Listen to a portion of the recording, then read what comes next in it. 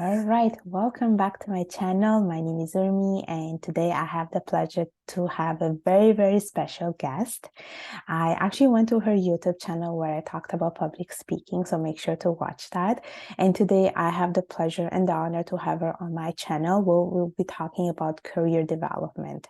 Her name is Insaaf Daniels, and she is the founder of Your Next Level, which is a platform where basically she helps women to achieve their career goals. And in her platform, she talks a lot about career development. She gives tips and strategies to use LinkedIn, interview skills, job strategies, and so forth. So today we'll be deep diving into career development, and I'm very happy to have her with me today. So welcome, Insaaf. Thank you for being here with me today. Thank you so much for having me. I am so excited to be chatting to you today about careers and how people can get to the next level. Thank you. Thank you for being here. So let's start off by by you telling us who you are and what you do as a profession, and let us get to know you a little bit further. Yeah, great. Thanks. Thanks so much for that intro. So, by profession, I am a human capital director. So, I've been in the human capital space for over 10 years now, which is quite a long time. And I have a lot of experience in recruitment, learning and development, literally all aspects of the human capital space.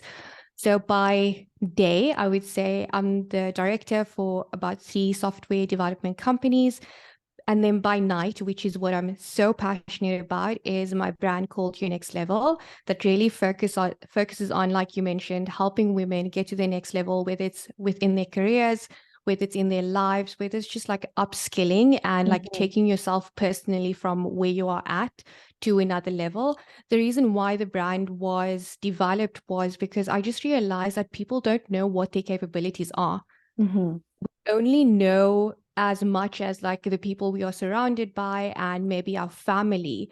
No, not everyone knows you can actually, there are so many resources like videos, there's so many free courses, and you can get a coach. There's so many resources out there to help you like see your potential and to make you believe in yourself. And that's exactly why I created the brand, because I just wanted women to go beyond and like continue to break the glass ceilings. Yes, I love that. And did you recently start with your next level, or was it something that you have been doing for a long time? Yeah, so I've been doing it for a while right now. So it was first called Millennial Coach, which I loved the brand, and it started off as a YouTube channel. However, as the next generation came in and I saw that the people that I was coaching was not only millennials, it was more of different generations, the previous and the ones after millennials.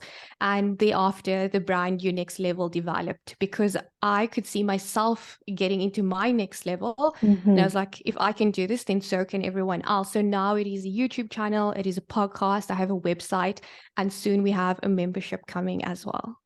Ah, that's great. That's great. And I know that, we you talk a lot about careers, and we went through a lot of, I would say a lot of people during the pandemic went through a lot of career change. Did you see any particular shift, at least from like the woman's perspective, that who came to you and they wanted to change their career? Any particular shift that you have seen during the pandemic? Yeah, so my brand started in the pandemic. Okay. And the reason why it started at that time also was because number one, I was looking for more. And I think with a lot of people and like focusing on women, in the pandemic, we had more time. So we had more time to think about what it is that we actually want. We weren't spending our time in offices, like just consuming everything that our work was to us. We had a bit of life and time that we were thinking about what do we actually want? Like, do I actually enjoy this job that I have? People were learning new skills as well. Mm-hmm. So I think that in the pandemic, people really had that moment with themselves where they were like, is this what I want? What are other companies offering out there? And of course, we were using technology much more. So people Mm-hmm. had access to information as well, information that was not only like focused on their job. And then when my brand was built in the pandemic, and what I started off doing was updating people's resumes. So that shows you that during that time, people were thinking about moving. So Mm-hmm. people were thinking about either like moving, the types of requests that I was getting was people were thinking about changing careers, thinking about changing to other companies. And then people were also coming to me saying, like, I've been doing this for such a long time, but like I'm lost now. My career is not fulfilling me as much as I thought it was. What else can I do? Like I still need to keep my job because I need to get some income, but what else can I do? And then people are starting side hustles again. Yeah.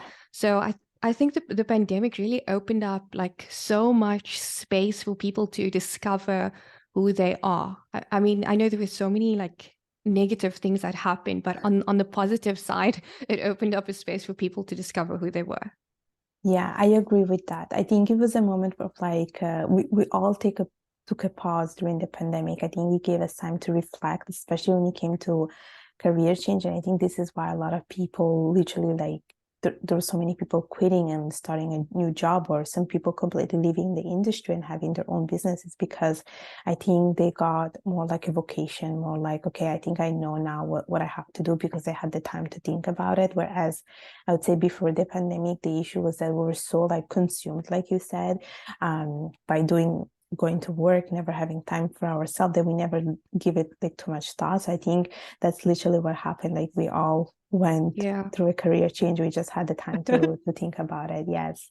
And Yeah, so yeah, go even ahead. personally for myself, I went through a career change. So at my previous company that I was at, I was there for like 8 years, and I was working. So like a lot of people were working from home during the pandemic, etc. But within the HR space, it was my busiest time during the pandemic because you also had to act like a nurse and check up on a lot of employees that are ill, etc. And I found myself also feeling like it's a feeling that one cannot explain. It wasn't like I was unhappy in my job, but I knew there was time for change. And the new role that I moved into was at a different company, and it was Mhm. during the pandemic. So I am like one of those people that had experienced that change during the pandemic as well. Yeah, yeah. Actually, me too. I'm also one Yeah, of those people who went through a change as well. I think everyone that I know went through a change, so I think it's a yeah. very common. It was a very common trend, and so one of the things that I wanted to ask you, and probably you might have the answer, is that a lot of people, especially during the pandemic, went to look for a job, but sometimes it takes them like a full year to find something. What would you say? For what type of advice would you like to give to those people like looking for a job, but they get so demotivated because they're not sure what's wrong with them? They take a year or two to look for something and they just keep getting rejections. Like, what would you tell them? Like, what could be something that you can tell them to help them? Yeah, so one of my first clients, I remember also, she was in that very similar situation. She was unemployed for 3 years and she could not find a job. And the type of position that she was looking for was not also like the senior role. It was quite an entry level administration position at a company. So you'd think that, it would be easy to find such a role. How can you not, find employment Mm-hmm. within 3 years? When you say it out loud, it doesn't make sense, but this was her experience. And what we did was, and this is what I talk about all the time, that you have to be clear on what you want. Because Mm-hmm. sometimes you just want another job.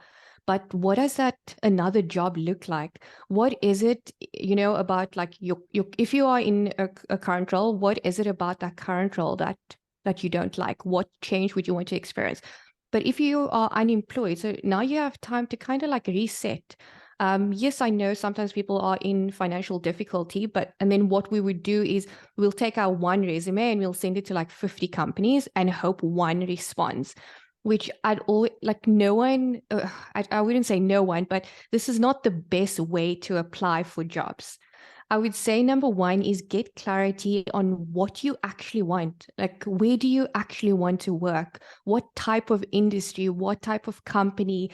Think about the type of boss that you want to have. I think about like do you want a hybrid working model? Do you want to work from home? Do you prefer to go into a company? Mhm. And once you have that figured out, because now you've figured out what it is that you want for yourself.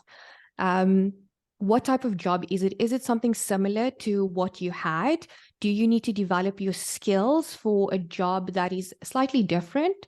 And take some, if it's a job that's slightly different, then take some time to develop your skills so that when you send your resume, even though you don't have that experience, you can say that you've developed that skills, whether it's in your resume or in your cover letter. And what I would also say is that when you are, say you are clear on the type of company that you want to apply for, you are clear on the type of job. Let's say you have the skills by this point. Then when you do your resume, so you want to tailor your resume for that particular job that you are applying for. Like, don't send your resume to 50 companies.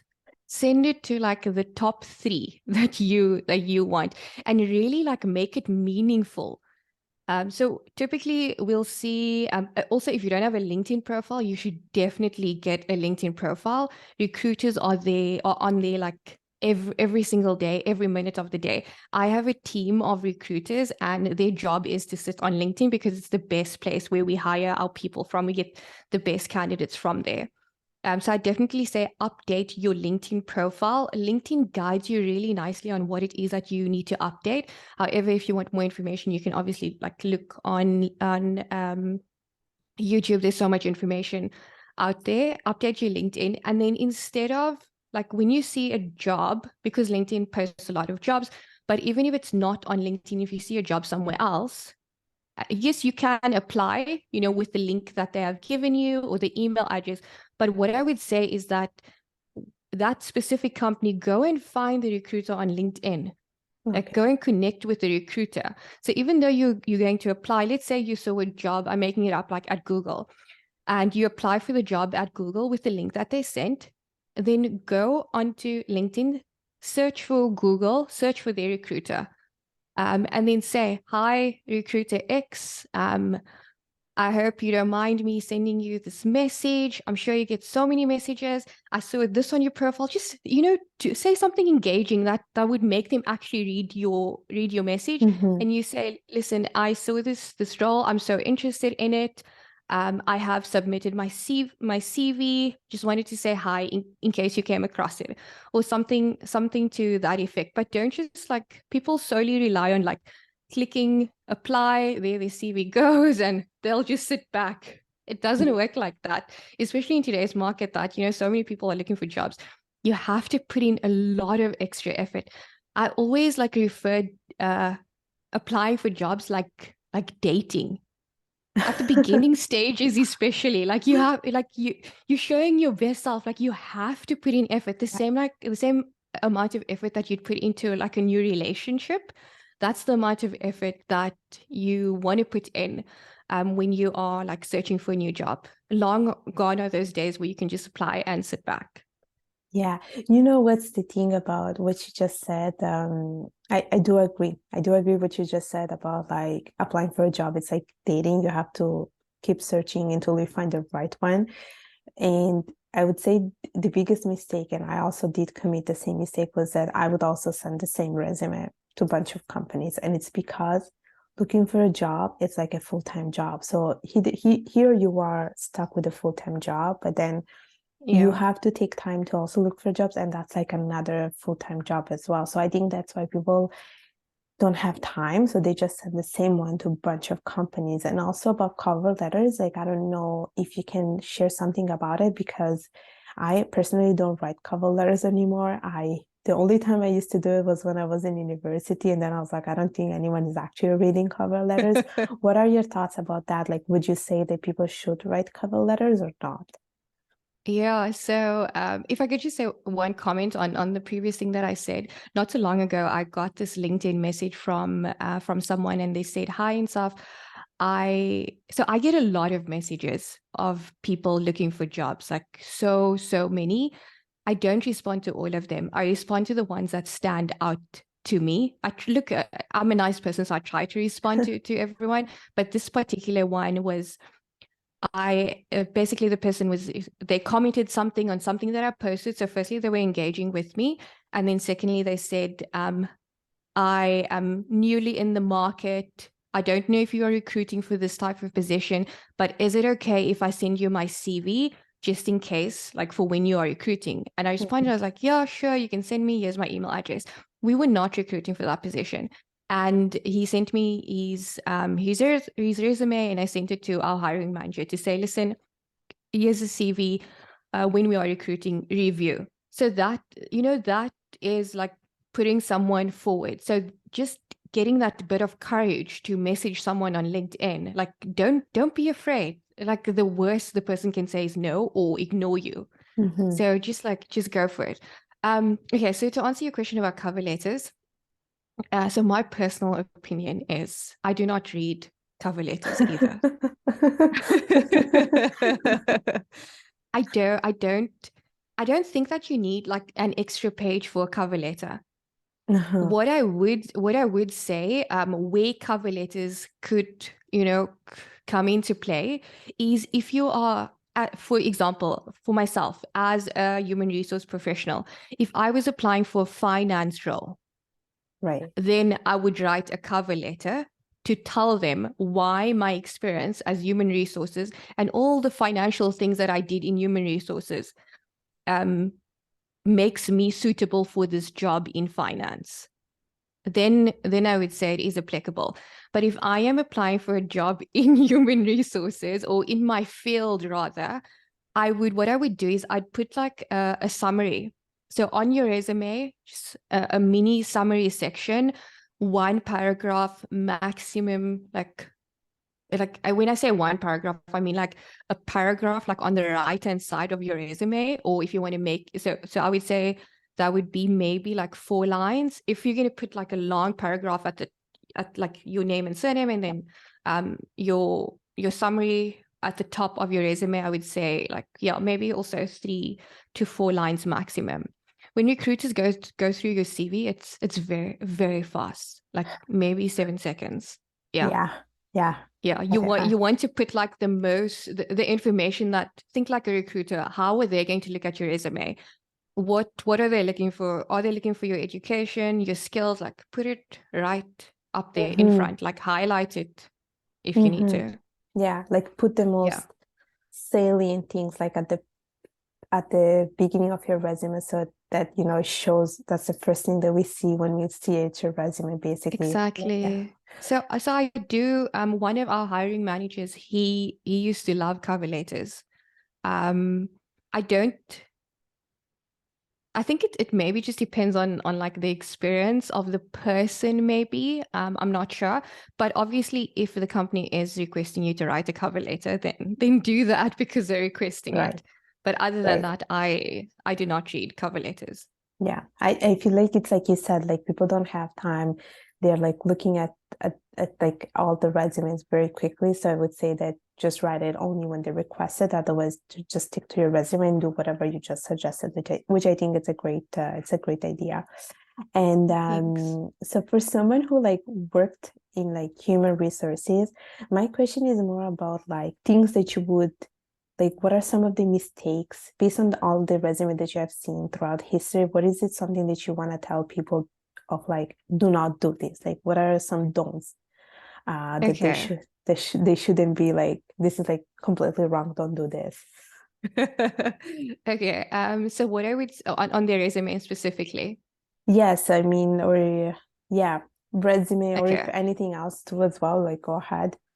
Yeah. So I know in some countries, so in my country specifically in South Africa, we talk about CVs, which is a Okay. lengthy version of a resume. A resume is like a quick snapshot summary of, but people like talk about those two things interchangeably, even though it's so different. But I think people Mm, make the same mistakes.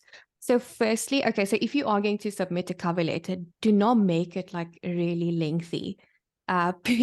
leave room for when you get to the interview and they Right. ask you, tell me about yourself, like leave room for like the mystery so that you can answer all those questions there. So in your, whether it's going to be in your summary or whether you are going to have to write a cover letter, make sure that it's like just a really quick snapshot of Mm-hmm. what it is that you do, like who you are, what it is that you do in the professional sense. So then in the resume or in the actual detail of it, like it doesn't have to, don't make it like very lengthy. You know, people always like, they like to add pages and pages and pages, and you don't have to make it one page. Because I know like there's this thing about like have a one-page resume. No Right. one expects all your experience to be on one page. Like Mm-hmm. that is just, it's unrealistic. So 2 pages is fine. Don't add in on my side we call it your identity number. Maybe it's your social security Oh, number. yes. Yeah, Yes, yeah. the social security Um, number. Yes. so on my side with your identity number, your date of birth is in there, so people can quickly calculate your age.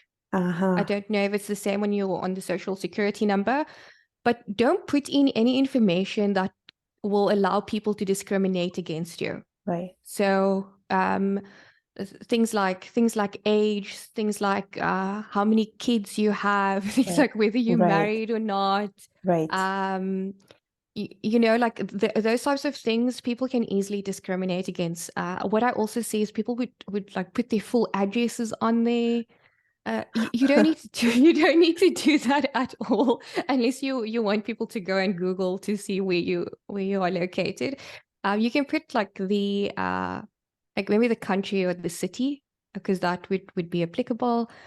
Um, Formatting is very important. Spelling is very Yes. important.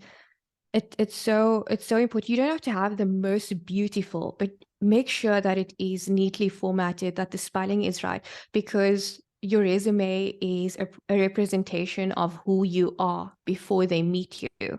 So you want to give them like your best representation. Like I said, Right. with when you are dating, you want to put your best foot forward. Um, what else? Spelling, yeah, I think those are some of the formatting that's very important. And yeah, depending on like the role that you are applying for as well. So in my field, when we recruit for software developers, business analysts, a business analyst is someone that writes documentation, and often we see business analysts applying to our roles, and their format is not great. They're not writing great. This is like, you know, we don't want you to write our Mm-hmm. documentation. Mm-hmm. Um, then also, like I mentioned earlier, you want to put the information that the recruiter is asking for in the job description.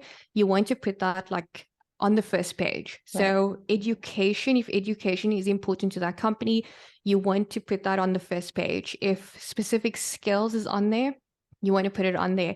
Look at what the requirements are on the job description.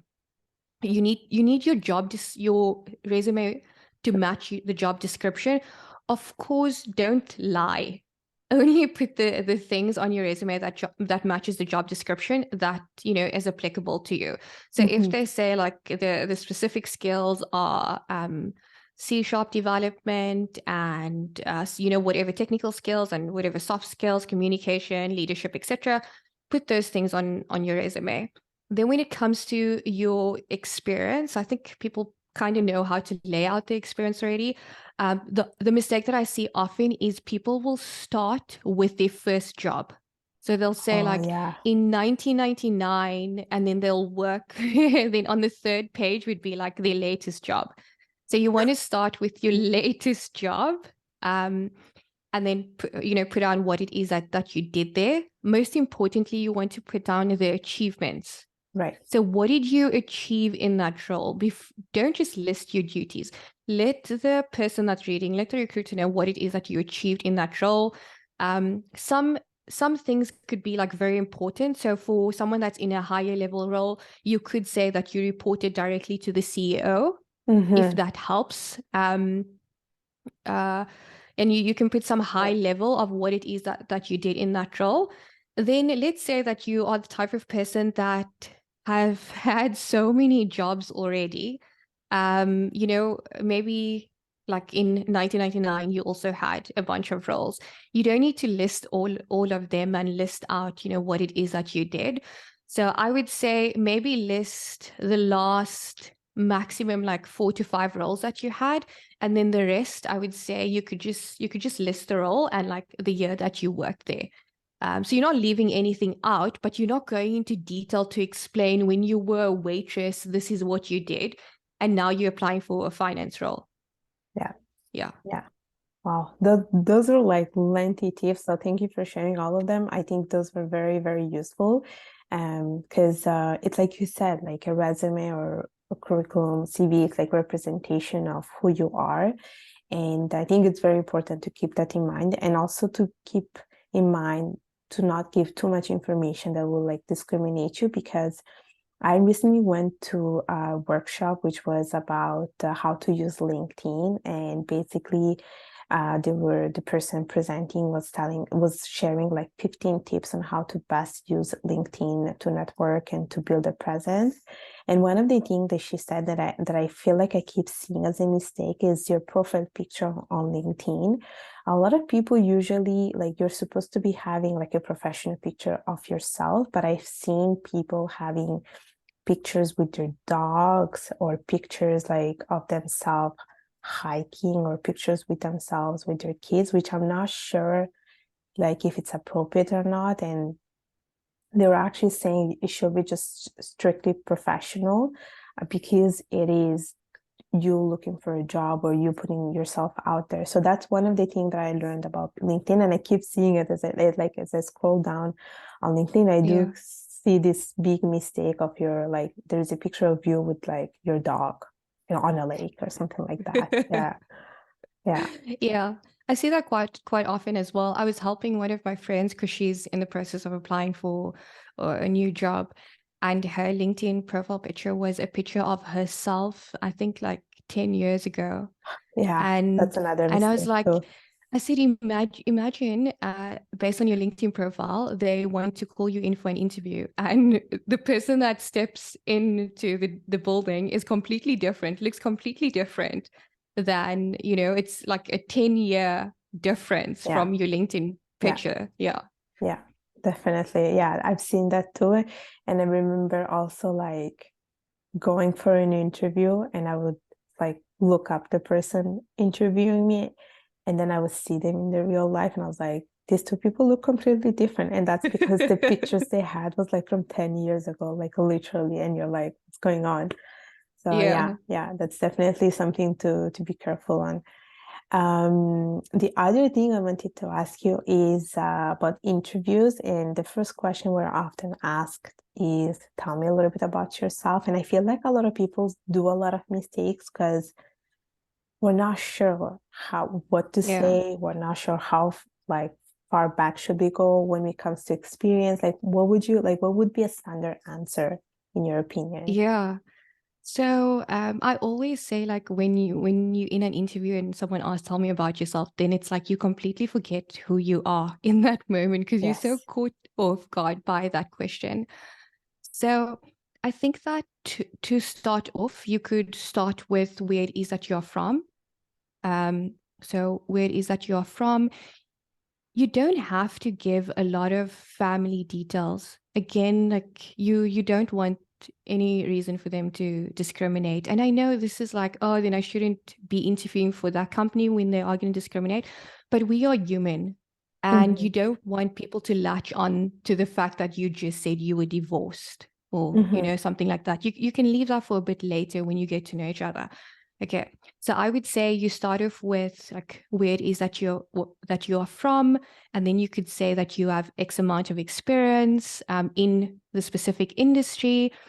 You can talk a bit about your last role, but just briefly because you're still kind of introducing yourself. Um, and then I think end off with saying like why it is that you are excited for Hmm. the role. So the way that I would introduce myself in an interview, I'd say I won't, people like to start with again, like, oh, I'm Insaaf Daniels. They already know who you are. You can just say, oh, I'm from Cape Town in South Africa. I've been in the HR space for over 10 years now. I've been like an HR director for 1 year, but in my previous roles, I was a business partner. Um, and as a business partner, I oversaw a company that had 180 employees, and I looked after every aspect within the HR field.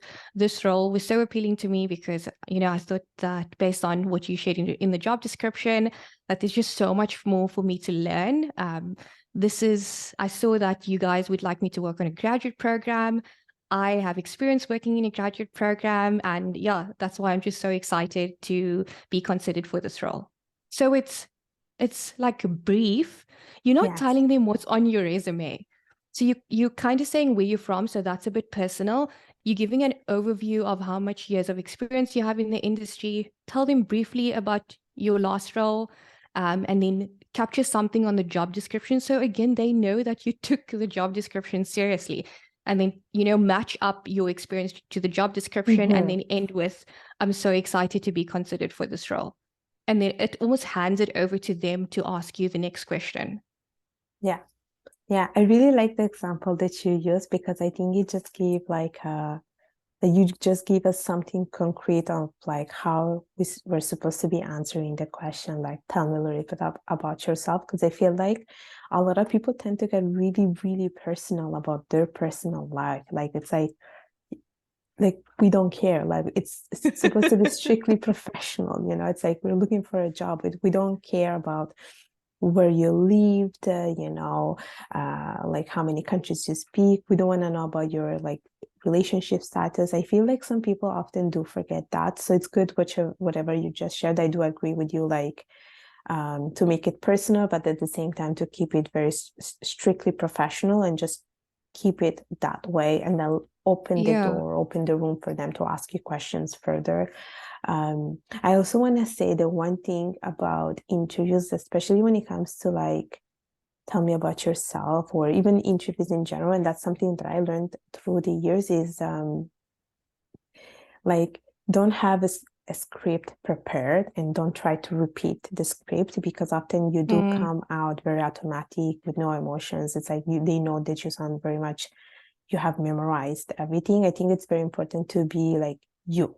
That's what they want to see. yeah. I think people often forget that, like they want to see who you are as a person and not who you're trying to be. So it's very important to be very spontaneous, like natural and very friendly, because these people, you'll be seeing them eventually if you get hired every day. So they want to get to know you as much as they can in an interview, although it's very hard to get to know as much as possible about a person during an interview. So Yeah. that's one thing that I wanted to share. Yeah, no, I completely agree. The amount of things that I have experienced, like in people's answers about it's like it's overboard. I didn't need to Yeah. know that information about you. What I would say also, like when you said about fun, you can add something fun about yourself, but it still needs to be professional. Yeah. So maybe it could be I speak X amount of languages, or like in your case, I was born in this country and I moved in this country, like something that is like interesting and Yes. fascinating about you. Yeah. Yeah. But maybe check like with a friend if that would be Yeah. appropriate. Yes. Yes. I Yeah. agree. I agree with that. So the other thing I want to ask you, and this is going to be like, we're almost end of our interview, is about where do you see AI fitting it within the whole like job in the job market, and where do you see it being used a lot when it comes to like job strategies, especially now that we hear like ChatGPT, like what are your opinions on that? Yeah, so I think that AI is going to help people so much, but what I would say is like caution that it doesn't make you lazy. So I use AI ChatGPT, and I mean even when I'm in the office, I pass by people and I see it's like they live on the platforms because it makes our lives so much easier. Easy. However, you don't want it to become you. So you Right. still need to add your own like personality to it. So I definitely think it is going to make life easier for us. So on the one hand, what I would say with AI in general, as someone that is applying for jobs, so a tool like resume.io can help you build your resume. It's such a great tool. And it can help you like formulate different types of resumes for the types of jobs that you're applying for. There is a small fee. It's a really tiny fee. I know it depends on, when it comes to cost, it really depends. When I say tiny, this one is tiny. You can spare this amount of money for the resume that you're going to get out of it. It will really just save you so much time. It even gives you, sometimes when you are putting in your experience and you want to explain something. So as maybe as someone in the finance creditors department, you're like, I did the books, and you don't know how to explain that. So this platform can help you, get the correct terminology as well to put on your resume as to what it is that you did. And then like ChatGPT can help you formulate like better sentences as well. Like I said, you have to make sure that it is your voice still. So what I would suggest, so if you have to do a cover letter for this particular company that loves cover letters, I would say write it out, or type it out the way you would say it, and then just ask the platform to rephrase specific words or like rephrase it, but you can regenerate until it sounds like you, because you don't want to like show up as one person, but then when you do the job, it's different. It can, so with the rephrasing tool, can help with your resume as well. If you are someone that doesn't know like what type of industry to go into, you can search on the platform, tell the platform like what type of skills you have, and ask what type of jobs would it suggest for you, and it can suggest for you. Doing research when you're going for interviews. So again, like AI apps, like the common one, ChatGPT, it's not an app that keeps up to date with the news. It is almost like pulling from historic information. So if you are searching for information about a company, so yes, it is like the best, I would say the easiest way. If you are searching for information about a large company, so like Google, Amazon, or, the large ones, it can give you a quick summary. But the smaller companies, what I would say is but you have to be very specific. You can say, provide me information on company X. Okay, then it will give you a summary, and then try to be more specific. How many employees does the company have?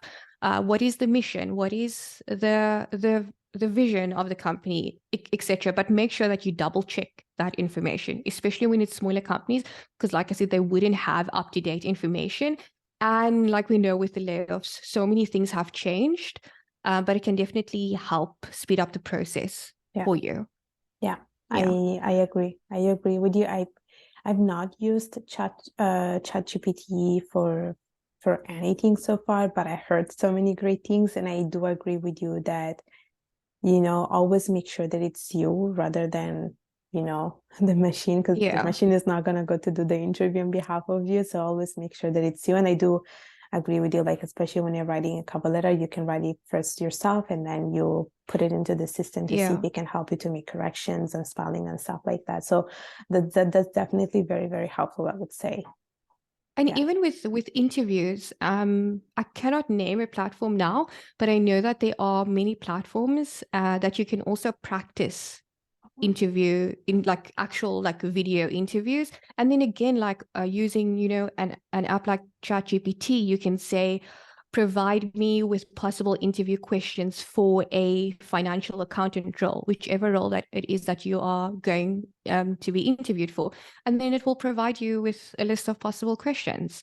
Or you can even say how to answer this specific question if you're not sure how to answer it. That can help you with that as well.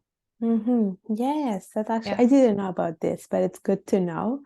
When you do find the name, please let us know so that maybe other people can use it. But I didn't know that there was an actual like platform that you can practice your interview skills. I didn't know about this. What I'll do is I actually have a list of like AI platforms and stuff that you can use.